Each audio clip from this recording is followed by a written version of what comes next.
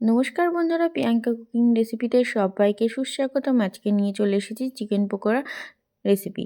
তো বাড়িতে বসে রেস্টুরেন্ট স্টাইলে চিকেন পকোড়া তৈরি করতে চাইলে আজকের রেসিপিটা চলো কী কী লাগছে দেখে নিই। চিকেন লাগছে লঙ্কা বাটা, আদা বাটা, রসুন বাটা, কাশ্মীর গুঁড়ো লঙ্কা, গরম মশলা গুঁড়ো, আর লাগছে হলুদ, পেঁয়াজ, কর্নফ্লাওয়ার, বেসন, লবণ আর গোলমরিচ। প্রথমে লবণ আর গোলমরিচ দিয়ে দিয়েছি, তারপরে দিয়ে দেব এক করে বেসন, কর্নফ্লাওয়ার। আমি হাফ কাপ মতো কর্নফ্লাওয়ার বেসন দুটোই নিয়েছি সমপরিমাণে। তারপরে দিয়ে দেব আদা বাটা, লঙ্কা বাটা, রসুন বাটা, কাশ্মীরি গুঁড়ো লঙ্কা আর গরম মশলা গুঁড়ো। তো তারপরে দিয়ে দেব একটু অল্প মাত্রায় হলুদ, তোমরা চাইলে নাও দিতে পারো। তারপরে দিয়ে দেব আগে থাকতে কুচিয়ে রাখা পেঁয়াজটা।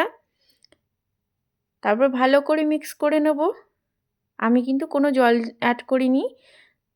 তো মিক্স করে নিয়ে আমি ফ্রিজে প্রায় 1.5 থেকে 2 ঘন্টা রেখে দেব।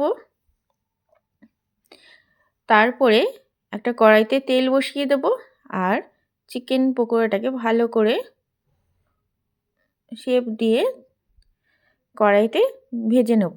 আর গ্যাসের ফ্লেমটা কিন্তু আমি লো টু মিডিয়াম রেখেছি। এই সময় ভালো করে ভেজে নিয়ে প্রায় 10 মিনিট মতো ভেজেছি। তো তারপরে আবার সেকেন্ড টাইম তুলে নিয়ে আবার ভেজেছিলাম, সেই ভিডিওটা আমার তোলা হয়নি, তার জন্য দুঃখিত। তো এইভাবে ভেজে নেব। তো এইভাবে ভেজে নিলে ভেতরে চিকেনটা কিন্তু সেদ্ধ হয়ে যায় এবং খেতেও সুস্বাদু লাগবে। না হলে কিন্তু ভেতরে চিকেনটা কাঁচা থেকে যাবে। তো আমার তৈরি হয়ে গেছে চিকেন পকোড়ার রেসিপি। তো আমি এবার একটা পাত্রে তুলে নেব। তোমাদের যদি এই ভিডিওটা ভালো লাগে লাইক করো, সাবস্ক্রাইব করো, বেশি বেশি করে বন্ধুদের সাথে শেয়ার করো।